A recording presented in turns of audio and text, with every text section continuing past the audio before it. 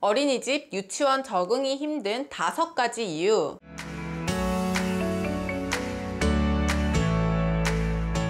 네, 안녕하세요. 이민주 육아상담소 이민주입니다. 신학기가 되어서 우리 아가들 한창 어린이집 유치원 적응 기간이죠. 아마 우리 아가들도 엄마들도 적응하느라 힘든 시간을 보내고 있을 거예요. 최근에 어린이집 적응 관련한 이 영상에서 고민들을 많이 남겨주셔서 오늘은 어린이집 적응이 힘든 5가지 이유와 대처법에 대해 알아보도록 하겠습니다. 첫 번째는 코로나19로 인해 부모 참여가 제한되어 안정적인 적응에 대한 어려움. 정말 안타깝죠. 이전에 제가 어린이집, 유치원 안정적으로 적응하는 방법에 대해 알려드렸었는데 이마저도 지금은 코로나19로 인해 기관 내에 양육자가 출입하는 것이 제한된 곳이 많더라고요. 아이는 처음 보는 낯선 사람과 낯선 환경에서 양육자가 함께 참여하면서 점진적인 분리가 이루어진다고 하더라도 사실 힘든 과정이거든요. 그런데 지금은 온전히 혼자서 감당을 해야 되기 때문에 정말 힘든 시간이고 힘든 과정일 거예요. 그렇지만 또 상황이 어쩔 수 없기에 주어진 상황에서 최대한 안정감을 느끼고 적응을 해나갈 수 있게 도울 수 있는 3가지 방법을 알려드릴게요. 하나, 애착물과 함께 등원하기. 평소 아이가 애착을 가지고 있는 물건이 있을 거예요. 어떤 친구들은 인형이 될 수도 있고 손수건이나 이불 등 어떤 것이든 담임 선생님한테 말씀을 드리고 아이가 적응하는 동안 손에 꼭 쥐고 있을 수 있게 가지고 등원을 시켜주세요. 단 적응이 끝난 후에 애착물이 아닌 집에 있는 장난감을 그냥 가지고 등원을 하겠다 하는 것은 아닙니다. 둘, 엄마 사진 또는 주 양육자의 사진과 함께 등원하기. 모든 아이가 애착물을 가지고 있지는 않아요. 우리 아이는 특별히 애착 물건이 없는데요 라고 하시는 분들은 엄마 사진이나 가족 사진 또는 주 양육자의 사진을 애착물 대신 가지고 등원할 수 있게 해주세요. 그리고 엄마 보고 싶을 때는 사진 꼭 보고 있으면 엄마가 얼른 올게, 선생님이랑 친구랑 놀다가도 엄마가 보고 싶을 때는 사진 꺼내서 보면 돼 라고 아이에게 안심을 시켜주세요. 셋, 담임교사와 최대한 많은 대화 나누기. 양육자도 사실 처음 경험하는 거라 궁금한 것이 많고 또 아이와도 처음 분리가 되는 것이기 때문에 아이뿐만 아니라 양육자도 분리불안이라는 것을 느낄 수 있어요. 하지만 조심스러워서 또는 낯설고 어색해서 궁금한 것들도 참는 분들이 계신데요. 절대로 그러지 않으셔도 됩니다. 교사도 아이에 대한 기질이나 습관, 좋아하는 것과 싫어하는 것 등 최대한 많은 정보들을 알고 있어야 아이와도 금방 친해질 수 있고 아이가 쉽게 마음을 열 수 있도록 접근할 수 있고 적응을 도울 수 있습니다. 그러니 부담 갖지 마시고 불편해하지 마시고 담임교사와는 아이에 대한 정보를 많이 나누고 많은 대화를 할 수 있도록 하는 것이 아이를 위한 최선입니다. 두 번째는 새로운 환경에 대한 경험 부족. 이 또한 코로나19로 인해 만 1, 2세의 경우에 태어난 지 얼마 되지 않은 시점부터 바깥 활동이나 체험 활동들이 부족했을 거라는 생각이 들어요. 낯을 많이 가리는 아이는 새로운 환경이나 낯선 사람에 대한 경험을 차단하는 것이 아니라 아이의 기질을 존중하면서 다양한 경험들을 조금씩 점진적으로 해나갈 수 있도록 해서 낯가림을 완화시켜주는 것이 좋습니다. 마찬가지로 아이들은 무엇보다 경험을 통해 배우고 발달해 갑니다. 지금 상황에서 할 수 있는 최대한 다양한 경험들을 애착 형성이 잘 된 양육자와 함께 안전하게 시켜줄 수 있도록 해보세요. 세 번째는 분리불안. 적응 과정에서 아이들이 힘들어하는 가장 큰 이유가 바로 애착 형성이 된 양육자와 분리될 때 불안감을 느끼기 때문인데요. 아이가 애착 형성 시기에 보이는 분리불안은 너무나 자연스럽고 당연한 모습이라고 했었죠. 애착 형성의 기간은 기본적으로 6개월에서 24개월이지만 아이에 따라서 3개월에서 36개월까지 시간이 필요한 아이들도 있거든요. 이 개월수에 해당하는 아이들은 물론이고 5세 이후의 아이들이라고 하더라도 새로운 환경에 대한 적응이 이루어지는 것은 굉장히 큰 스트레스와 어려움을 겪을 수 있습니다. 보통 적응하는 데 걸리는 시간을 3주 정도로 보지만 아이에 따라서 일주일이면 완료가 되는 아이들도 있고요. 또 반면에 조금 더 예민한 아이들의 경우에는 제가 7개월까지 걸리는 아이들도 보기는 했거든요.